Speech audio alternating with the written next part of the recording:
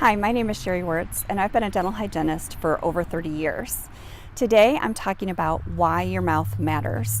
And if you stick around to watch, you definitely won't be disappointed. I'm going to talk to you about why cavities happen, and it might be a lot more than you think. It's not just about brushing your teeth to keep your mouth healthy, and your mouth is connected to a whole lot of things.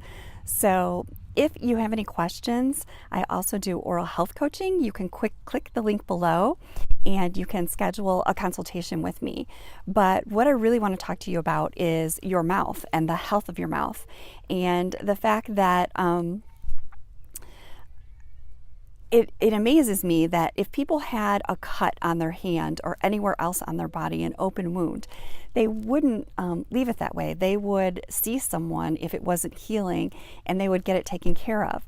Yet our mouth, we have disease. It's a silent disease. People don't even know that they have it a lot of times. But if we have bleeding in our mouth, we don't necessarily do something about it. If we have a cavity that's bombed out because we're not feeling pain, we don't do anything about it. And it just amazes me that because we might not be feeling pain in our mouths, we don't get it taken care of. So 50% of Americans don't even use their dental insurance and don't feel like they have enough money or the time to get something done or get something fixed in their mouth. And I'm not here to judge. I'm just talking about why it's important that we start thinking about our mouths in a different way.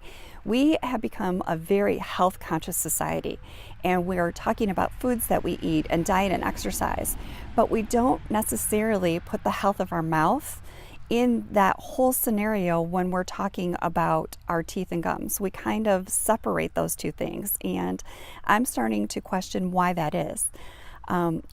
Because I've been a dental hygienist for 30 years, I've seen things. I've seen the progression of the disease happen, and I've sent people to go have blood work done from their doctor. So if we have someone that has gum disease and we've measured the gums and we see the bone loss and we've treated them with a deep cleaning and they come back and we've not seen anything, your mouth, the health of your mouth, is a symptom that something else is out of balance in your body. And so you have to be your own health advocate. You have to know that something's going on and maybe see your doctor. And if they say nothing is wrong, you need to keep on with them. If you're still having bleeding gums and you've seen your dentist, you've seen a periodontist, and now you're just maintaining a disease state, but it's not going away. Your gums are bleeding. You still have 5, 6, 7 millimeter pockets. That's a sign that something is wrong in your body. My uncle passed away over a year ago, and I watched the progression of the disease. He was losing teeth. He had gum disease, and we could never get it under control. And then he was diagnosed with diabetes. And then the gum disease got a little better, but he still had 5 and 6 millimeter pockets. And 5 years after that, he was diagnosed with a rare form of cancer. And then he ended up passing away. And then I started looking at other patients and starting seeing patterns in 5 different patients, and I documented that. And so I'm coming on and talking to you guys about the fact that your mouth matters. It's not just about your mouth. Your mouth is the gateway to your body, and it's connected to your gut health. And your mouth, it acts like the defender to the rest of your body. But we speak with our mouth, we kiss with our mouth, we eat with our mouth. We do a lot of things with the oral cavity, and it's an opening into our body. And when you have a disease state in your body and you're bleeding and you're eating, all of that bacteria in your mouth goes down into your gut. And we have good and bad bacteria. Some bacteria that keep us healthy, some bacteria that make us sick. And it's really important that you know what's going on in your mouth. And the only way to truly know what's going on in your mouth is to see a dentist, to have x-rays taken, to see what the bone loss is, to have the dentist or dental hygienist measure the gums and call out numbers. 1, 2, and 3 are healthy measurements. 4 and 5 means you have early gingivitis or early gum disease. 6 and over means that you have periodontal disease. Sometimes it can be handled at your dentist with a deep cleaning. And it may take 2 to 4 appointments to get your teeth cleaned, depending on how long it's been since you've seen the dentist and where the disease state is.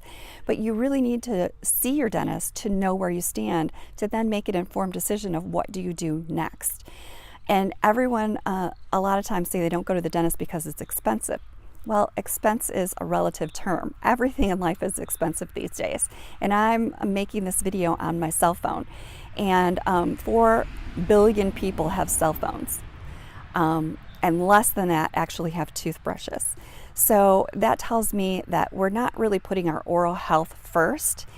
And you're going to see a lot more of me because I want to just educate people and get them to understand the importance of their mouth and how your mouth truly matters to the health of your body, and that everything in dentistry, all dental disease, is 100% preventable with brushing. And if you're watching me and you follow me, I talk a lot about toothbrushing. But it's not just about toothbrushing. It's about your diet. It's about controlling your pH. It's about balancing your mouth health with your gut health and everything in your body. And you can follow me more. I have a toothbrushing challenge come out. I have a course coming out on how you can balance your mouth. And we're going to talk more about the dental diet. But if you'd like to know more about this, Dr. Lynn has wrote a book on the dental diet. And it talks a lot more, goes a lot more in depth. But if you follow me, I'm going to talk to you more about all these things and break them out. But I tend to not want to watch videos that are longer than 7 or 8 minutes. So I'm going to kind of break this stuff up into stages so you can learn more about this. But for today, we talk about your mouth. And when I explain these things to patients, I explain the fact that you have bacteria in your mouth, and then you feed the bacteria. And the plaque plus the bacteria, when you feed it sugars, create an acid, and the acids then weaken your teeth, and that's what causes cavities. But it is a lot more than that. It has to do with diet and how you're eating and the balance and the pH in your mouth. And a lot of people feel like they know how to brush their teeth, but yet they're missing areas, and we don't check to see if we're missing areas. And there's a simple test that you can do. There's a simple test you can see if you're out of balance. But we're not doing that. And when you go to the dentist, they're treating disease. They're not telling you how to prevent disease. So my mission is to teach people how to prevent disease, so then you don't need to maybe spend time, spend money, have kids miss days of school because they have bombed out teeth. So if we just start from the beginning and start taking care of our teeth and take our kids to have x-rays so we can see the cavities between the teeth before they get big. Most cavities on kids start in between the teeth. So flossing helps. You don't really need to floss until the teeth are touching, because when the teeth are touching and they're tight together, you can't even get in between there and clean those, and that's why the cavities start in between the teeth. And if you're eating a lot of sugars or eating foods that cause acids, that's the reason that you're getting cavities. And I had a mom in the other day where one kid had cavities and one kid did not, and she's like, I don't understand. We do the same thing for both kids. And I talked to her about what she can do, and she went home and tested and came back the next day and was like, oh my gosh, you were so right. So there are things that you can do, but you have to want to do them, and you have to just be aware that there are things that you can do. So hopefully that's what I'm going to teach you.